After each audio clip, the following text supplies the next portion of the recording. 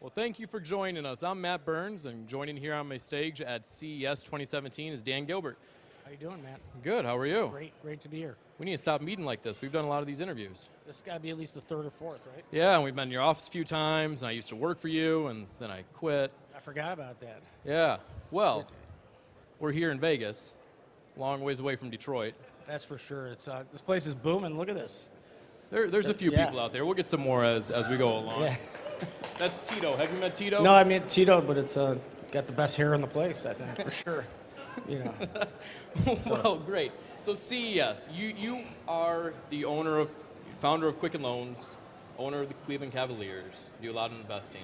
When you come to CES, are you looking for new investments or for people to move to Detroit? You know, I was asking that question myself as I was walking through the exhibit hall. Like, what am I doing here? But actually, it is the most awesome thing ever, as far as I'm concerned. Just seeing all this innovation and all the ideas and all the energy. And it's our second year, so I've heard about it, read about it for years. But we're here meeting a lot of people that are here. Sure.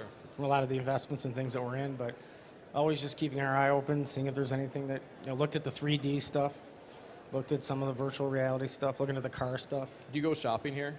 Shopping? When you go through, do you like, I need that in my house? I was thinking more of that. Well, they have you see some of those robots? Yeah. That they had. So the big robot, there's 3 versions of the one I saw. The problem is I was trying to figure out what they do, and because I wanted to buy a robot. I bought a coat, not this coat. There was a coat that you could buy that had pockets. Right. To hold your iPad. It had all kinds of pockets for everything. But it was a little bit difficult to buy the actual coat. So, but I did purchase Scotty it. Vest, right?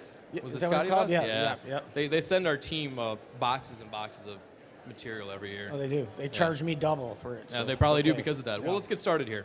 Yeah. So, our last interview, I counted back, was in 2015. And at that time, your pitch for Detroit was come to Detroit and be a big fish in a little pond.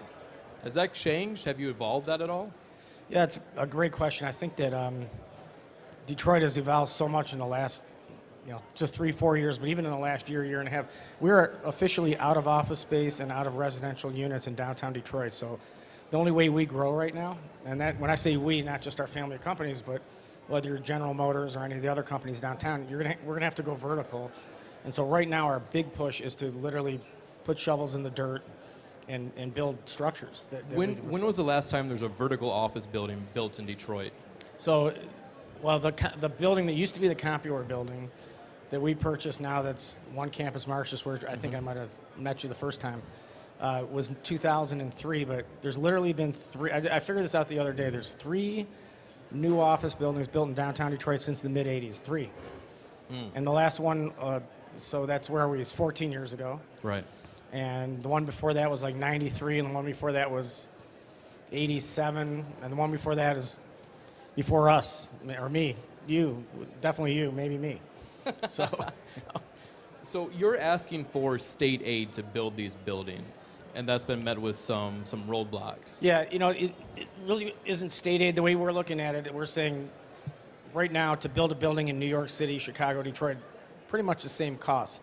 The materials are the same, union labor in Detroit, so it costs you the same. Even though the rents have come up in Detroit, they're still maybe a third of New York City. So right now you probably, $27, $28 a foot for an office space on the higher end. New York, 90s or 100 or whatever it might be. Chicago, 40, 50, 60, 70, wherever. So there's a little bit of a bridge. And what we're saying, the new taxes we create, the new property taxes, and some of the construction sales tax when you're building it, if we can leverage that for a period of time for just a layer of financing, it could kick off, $3 billion plus of construction in Detroit starting now to the next 18 months to get shovels in the dirt. Right. Crane's Detroit published a report that disputes that claim. What would you say to them when they said that the playing field is radically different in Detroit than New York? Yeah, they didn't really totally understand what they were saying, and there was sort of, that article was a lot of broad brushes in there, but you talk to any guy who knows construction, and we've already bid out some of these buildings. I mean, it is very, very close. There might be a few little things in some of the buildings in New York that you need, but for the most part, it's pretty close, at 95, 98% of the cost. And so if we want new construction in Detroit, they'll pay more. Tenants will end up paying more than they do now once they even see what a new construction building is like, because they haven't seen it in so long, and how much that means to their business. But right now it's sort of like, look, you go to the state and say, do you want us to build $3 billion in the new taxes we're going to create? If we could take a portion and bond off of them for a period of time, if that's okay, great. If it's not, nobody's forcing anybody to do anything, right? Right. So what is right now, currently, the biggest hurdle for a small business, being tech or a coffee shop, to start up in downtown Detroit? Well, as I was saying earlier, right, space is an issue. It's crazy, right? I would never in my wildest dreams think 5 years ago I'd be sitting up here saying, what's your biggest issue? And that is there's not enough space, but there isn't. One of the things that we figured out is if the existing businesses in downtown Detroit were to grow the same as projected GDP, let's say in the next 10 years, call it 2% a year. I mean, hopefully it'd be more than that, but let's just say it's 2%. And the space needs grow 2%.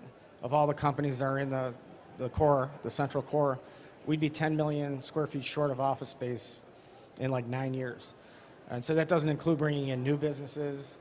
And we're about to announce a big user of office space, big name, tech name, downtown Detroit. You want to do it right now? I wish if I had their permission, I would, but we're about to announce it. We have to move Quicken Loans people out of one of these floors, 50,000 feet of it, probably temporarily to the suburbs until we figure out how to build new construction downtown. So, okay, well, I don't want to talk about construction the entire time you're up here. Yeah, I was getting a little bored myself there. So that's great. So you've tried real hard to bring startups into Detroit. You've brought StockX is a great example. You brought them in. They do sneaker resale, and they're trying to build a financial platform. Mm-hmm. And there's other examples too. When you look at Silicon Valley is successful and vibrant because when there's an exit, that those founders reinvest into the area. Is that happening in Detroit yet? Well, I don't think, again, we're still at the early stages of startup technology businesses. Mm-hmm. So certainly from our standpoint, I mean, Quicken Loans is a tech company. That's really what we are. Happen to do home loans. FinTech, I guess, is the big word these days. That's a buzzword. Yeah, and we announced 2 acquisitions today, actually. Lower My Bills, you probably have heard of them, and then another one in the educational space. So we definitely, that's all we do is reinvest in it. Certainly you see General Motors, which has technology, they're reinvesting. But as far as having, in the last 4 years, there hasn't been one yet of that level of magnitude where there's been an exit and a reinvestment. Sure. And I know some of the guys here from StockX, which is the stock market of things, they're here. So, and it's not just sneakers, starting with sneakers, but soon to be coming out probably in the next 60, 90 days with several other products that'll be on their exchange.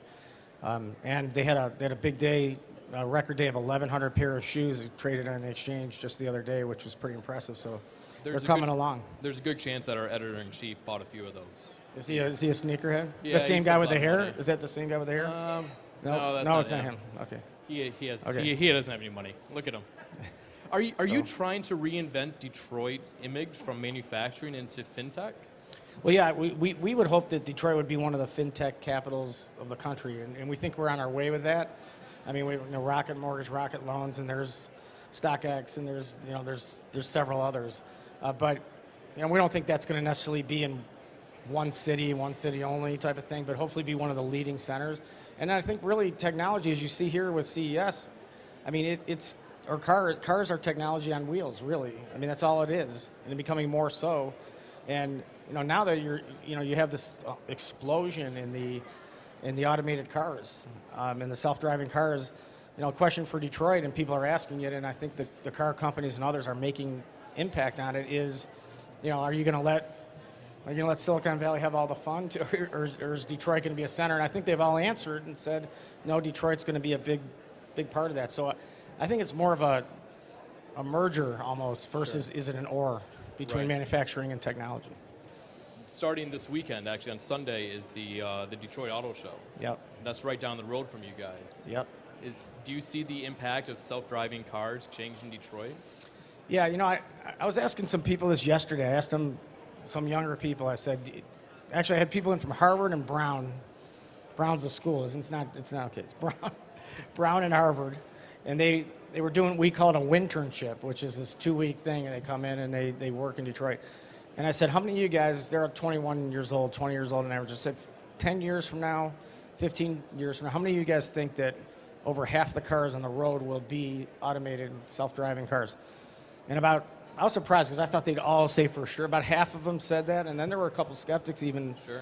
And they said that they see it in the urban cities, but that's sort of my view too. I think in the cities, the big cities, it makes a lot of sense. I think in the heartland of America, I think still most people, I mean, they love driving their cars. So it's like one of those things. TV and radio was TV going to put radio out of business, and was in the film industry. I think it's just it's an and, not a replacement. So, in long-winded answer to your question about Detroit, I think Detroit will have to embrace and become a great environment for that kind of entrepreneur growth. And for the first time ever, the Detroit International Auto Show, or as they call it, the North American International Auto Show, which is kind of an oxymoron, be North American and international. But the North American International Auto Show is actually having a whole technology piece of the show, which I think is major progress. Right. TechStars is part of that. They're a big part of that. They've done a great job, those guys. They've really brought a lot of startups to the area. Now, at one point, you were trying to buy Yahoo. Mm-hmm. Would you have moved Yahoo into Detroit? Well, there might have been pieces of it in the financial technology part. We were interested in Yahoo because of it's still to this day, right? When you're looking up financial stuff online, most people still, believe it or not, go in there, right? And they had the billion, in unique users supposedly and all that, brand and asset. The question was, could we have gotten it at a price that made sense? We didn't know about any of this, these issues. That's the next question. If the Verizon deal falls through, would you still be interested in it? I don't know. You have to ask. First of all, Tim Armstrong's probably here. You can ask him. Yeah. But look, it's been whatever it is, 8-9 months since we've actually we went very, very deep on that company and understood every single thing about it. We thought so. I mean, we're always opportunistic. That's the way we say. So we'd always see what's up, right? If we can't. I think one of the most interesting things about you, Dan, is that your interests are so vast between real estate and financial stuff, but then also media with Yahoo, and then one of your companies bought Rob Report 2 years ago, and now you entered into a partnership with Penske. Yeah. Do you want to do media too? So Rockbridge, which is our private equity arm, I mean, they run independently. These guys look and they have their criteria for investments, and they thought that was an interesting investment, moving, a good brand online digitally, and it had a little bit of a presence, but not much. Finding a partner in Jay Penske and what he's done with some of the magazines and moving them online, he's the perfect partner. Family from Detroit, so we knew them, and so we're really excited about that. We think he's the guy who's actually been successful at this and will continue to be successful. So, what we do is we have various arms that make these investments, and we look for how can we bring value. We don't just try to bring money. How can we bring value? How can our infrastructure, our experience, and the existing companies, how can they play together in at least some way? And some of it's sort of like it just naturally happens. It's not like we're going out. Let's go get Yahoo's for sale, so let's go kick the tires, and then we got more interested. So things sort of just take on their own life sometimes. Is Rob Report the company that's taken up all that office space that you won't announce to me? Oh no. Rob Report's staying in Los Angeles, and they're actually moving part of it into Penske's operation over there, and in New York, I believe, as well. Speaking about new construction, though, going back to that, you have new neighbors coming into town in the Detroit Pistons. Yes, we do. So how's that going to work out? You can get a suite in the new arena? Yeah, well, we were the sponsor of the Pistons, like the local sponsor until we bought the Cavaliers. But the Pistons are the last NBA team to move in from a non-urban core downtown standpoint. So now the Sacramento's building their it's open actually. Their stadium open, their arena open. So now the Pistons next year moving in with the Red Wings.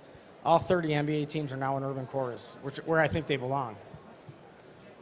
So that is good for the city? No, it's great for the city. It's not good for me, though, because I live in Flint, and Auburn Hills is 30 minutes away, and downtown Detroit's an hour. I think in the priority of things, based on what's happened in Flint, Pistons are probably not. Yeah, no, you're completely right. I appreciate that. So how are things going, by the way, over there? How do you feel? My water's fine. My water's always been fine. That's good. I'm a little outside. Do you feel, though, it is solved I keep reading conflicting things. Is it solved? Some people say it's not solved. Some people say it is solved. Cells. Solved the Oh, water yeah, is, well, is the it's- situation. it's- So It's not solved. it's still not The- solved. No, the solution is you dig out the pipes and replace the pipes, Yeah. and that's really slow. That's It's a really problem. cold in Flint right now. No, it's cold everywhere except here. Except here. Yeah. Dan, we have to get moving.